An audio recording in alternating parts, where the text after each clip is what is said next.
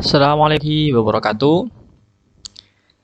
Teman-teman semuanya, kali ini kita akan berpindah sedikit dari sebelumnya kita bahas banyak tentang TOEFL preparation, pembahasan TOEFL, listening, reading, dan structure.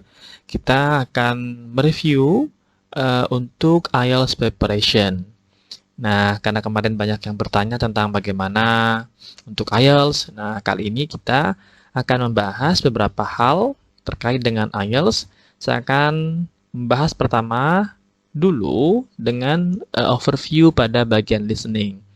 Jadi nanti akan ada beberapa contoh soal yang bisa kalian juga kerjakan dan kita akan coba lihat bersama bagaimana caranya untuk mengantisipasi soal dan menjawab soal IELTS bagian listening.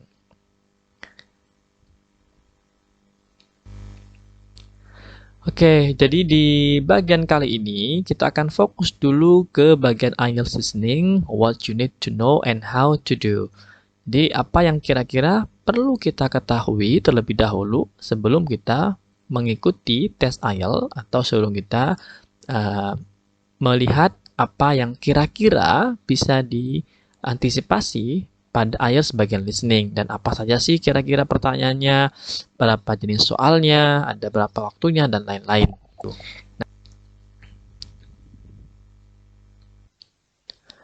Baik, di IELTS listening itu terdiri dari 4 bagian atau sections, di mana total keseluruhan waktu yang kita miliki pada IELTS listening adalah 40 menit, ya, 40 menit dengan pembagian 30 menit itu kita akan diberikan audio untuk kita dengarkan dan kita jawab. Nah, di sini kita bisa mengorat-oret atau mencoret atau membuat notes taking pada kertas maupun pada lembar soal. Dan nanti di akhir kalian akan diberikan waktu lebih kurang 10 menit untuk mentransfer jawaban kalian ke lembar jawaban. Nah, bagaimana itu dihitung? Yang dihitung di sini adalah hanya yang benar saja ya. Jadi misalnya kalian salah, itu tidak apa-apa dan tidak dikurangi. Dan yang dihitung hanya adalah yang jawaban yang benar saja. Jadi kalau bisa jangan sampai ada yang kosong. Perlu semuanya diisi agar nanti punya potensi untuk benar. Kalau misalnya udah kosong, itu udah otomatis salah. Jadi kalau kalian mengisi, nah, itu masih ada kemungkinan benar meskipun kecil. Oke? Oke, kita lihat dulu band score-nya. Nah, di band score ini itu dari 0 sampai dengan 9 ya. Nah, biasanya teman-teman angka amannya berapa? Nah, paling tidak kita ya untuk apply beasiswa atau untuk lanjut studi biasanya diminta antara range score yang ini 6,5 sampai dengan 7. Jadi untuk mendapatkan skor ini kita perlu benar di bagian listening lebih kurang antara angka 26 sampai dengan 29. Jadi kalau kita mau dapat skor 6,5, paling tidak dari 40 soal itu harus benar lebih kurang 29 ya. Nah, gimana kalau mau 70 atau 7,0? Maka harus benar minimal 30 ya, minimal 30.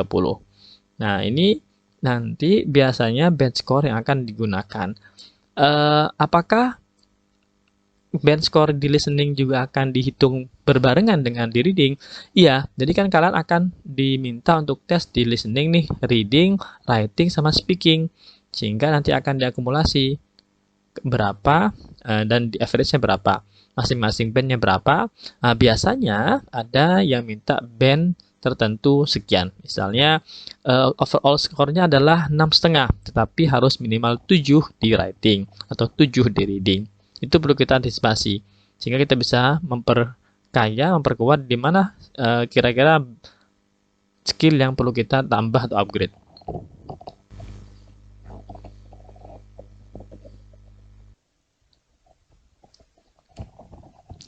Oke, kita bahas dulu apa saja sih. Jadi kan saya bilang bahwa di listening ini ada 4 bagian. di bagian 1, 2, 3, dan 4. Nah, bagian 1 dan 2 itu cenderung pada aspek-aspek sosial biasanya. Bagian 1 itu biasanya akan ada 2 pembicara tentang sosial, tentang misalnya phone call, tentang hotel reservation, tentang notes, dan lain-lain. Jadi, dua orang. Adapun di bagian kedua, itu masih sosial, tapi biasanya satu orang. Misalnya, tour guide, company explanation, description, dan lain-lain. Jadi, bedanya antara 1, 2, 3, 4 adalah yang dua pertama itu membahas tentang aspek sosial, dua terakhir itu biasanya berkaitan dengan akademik. Misalnya di section 3 itu bisa ada 2 atau lebih speaker yang berbicara, mereka membahas tentang academic discussion. Di section 4 itu akademik, mirip di TOEFL misalnya yang long talk ya, yang one speaker speak only. Jadi kita perlu melihat di sini siapa berbicara apa nantinya. Jadi siapa bicara apa itu penting kita ketahui. Nah, kita bisa menggunakan skill atau strategi drawing conclusion di TOEFL untuk kita aplikasikan di sini. Oke, nanti kalau kalian lupa bisa cek kembali di TOEFL untuk drawing conclusion.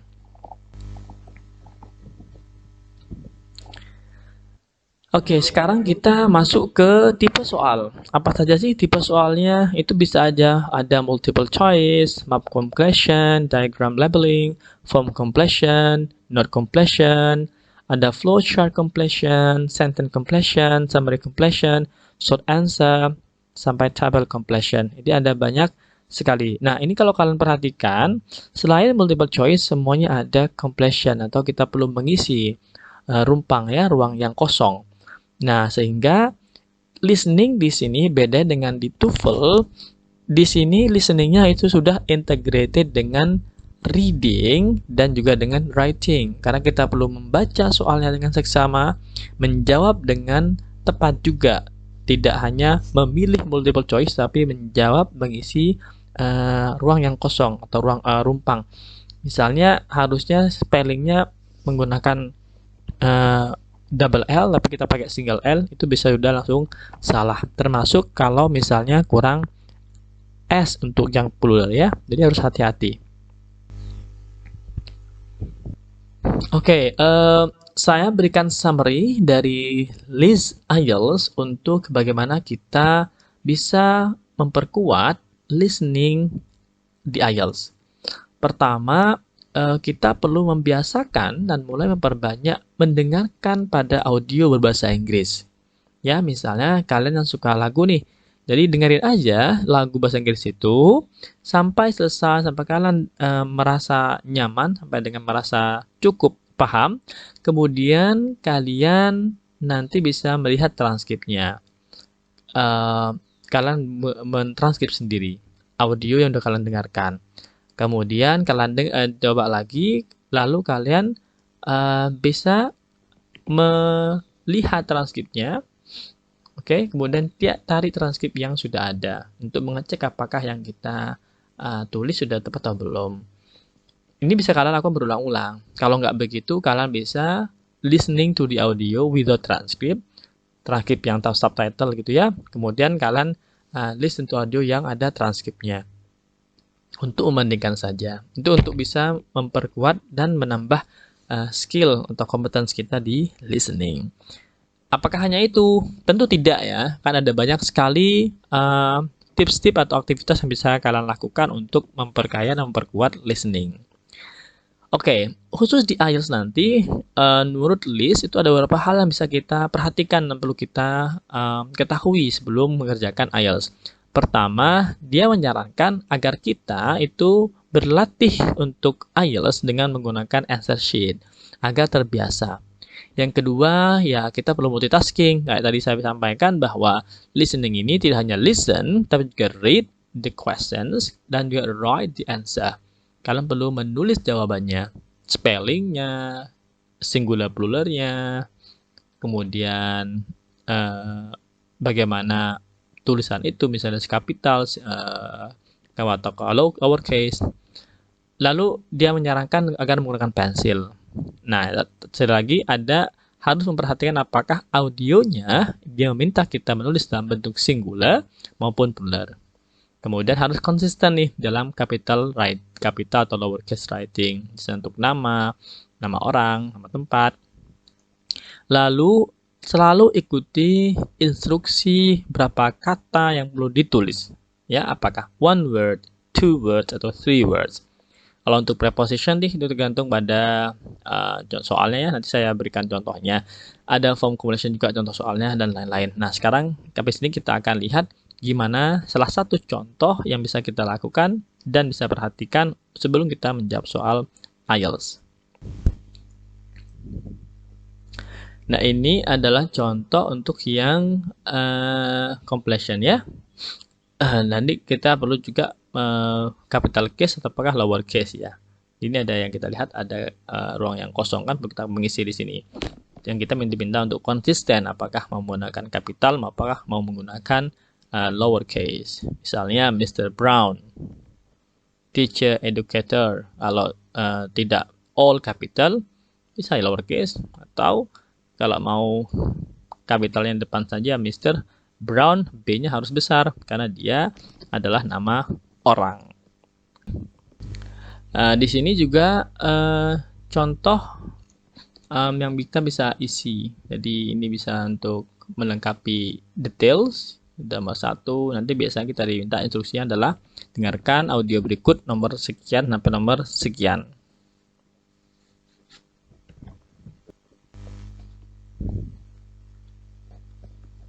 Ya, dia perlu merefleksikan apa yang ada di soal ini ya. Nah, di soal ini.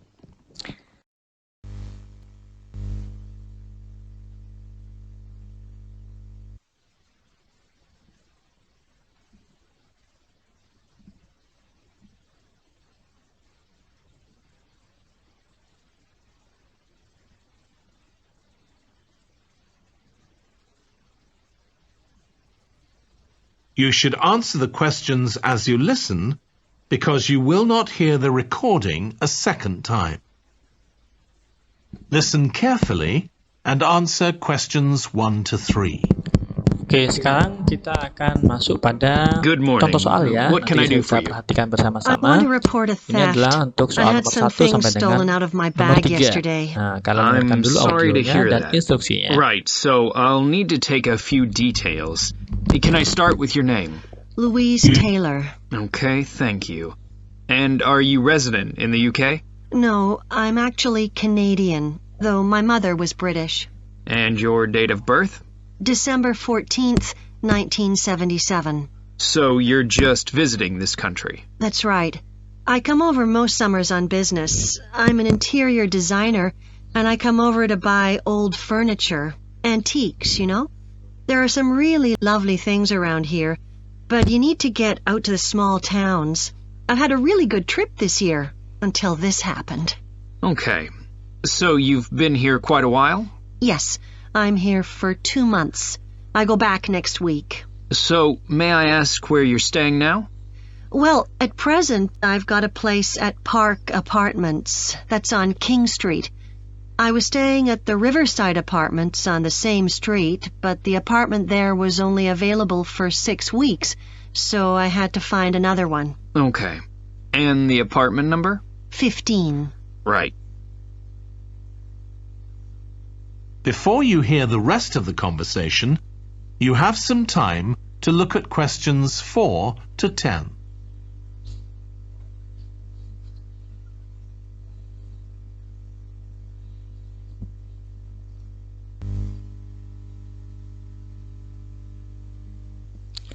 Nah, tadi kita udah dengerin bersama contoh audionya dan kita udah lihat soalnya.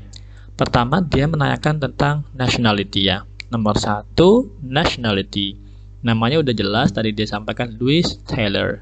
Nationality-nya dia bilang tadi Canadian, meskipun ibunya adalah British. Oke? Apa reason to visit-nya adalah the business, to buy apa? Furniture. Tadi dia bilang furniture.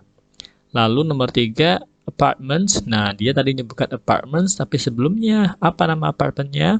Dia menyampaikan Park Apartments. Oke? Nah, jadi begitu kira-kira cara menjawabnya ya. Nah, kalian bisa take note sambil mendengarkan, kalian transfer jawabannya ke lembar soal nanti.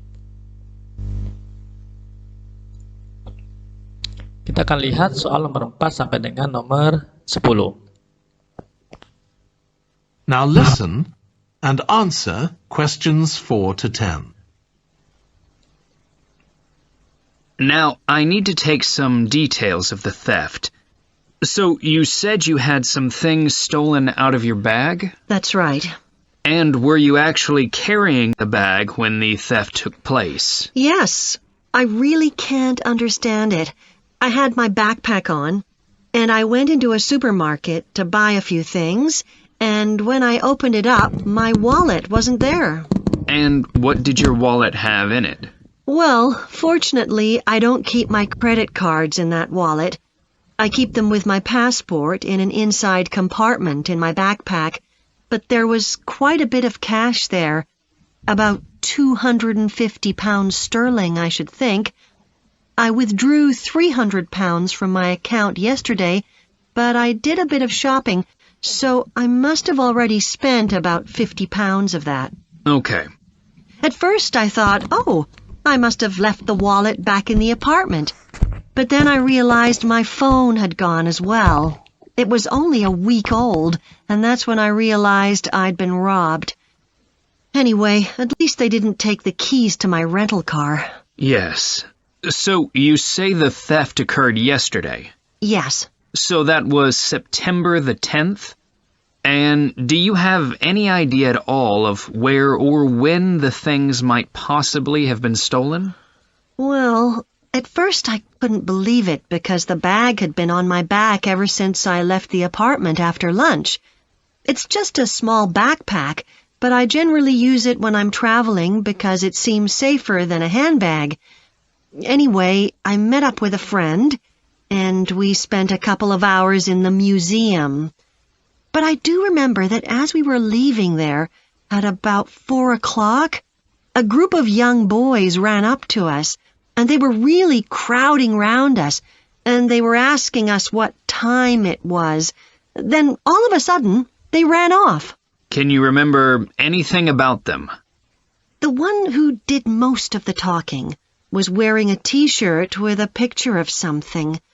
Let's see. A tiger. Right. Any idea of how old he might have been?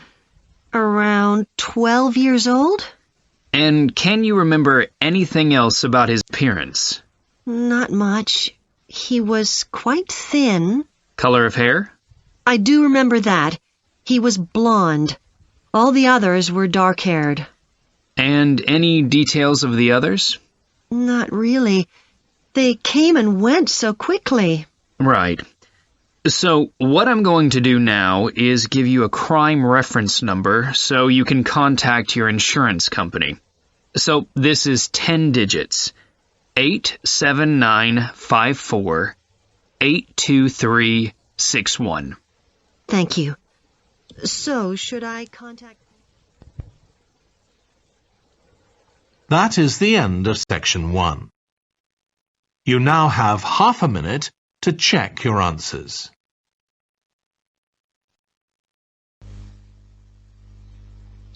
Oke, itu udah akhir dari audionya. Nah, tadi kita udah isi yang nomor 1 sampai 3. Kita akan lihat nomor 4.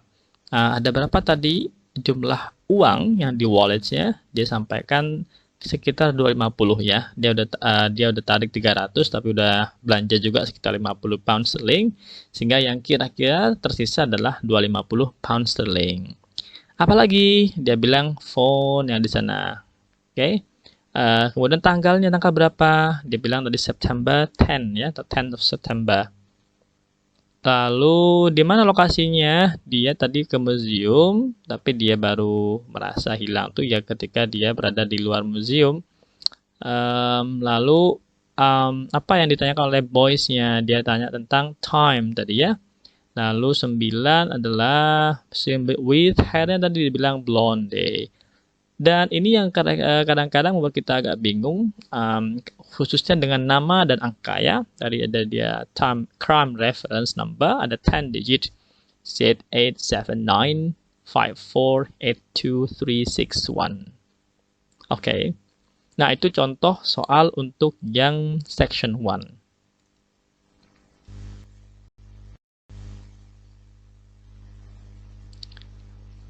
Kita akan lihat lagi contoh lain untuk section 1.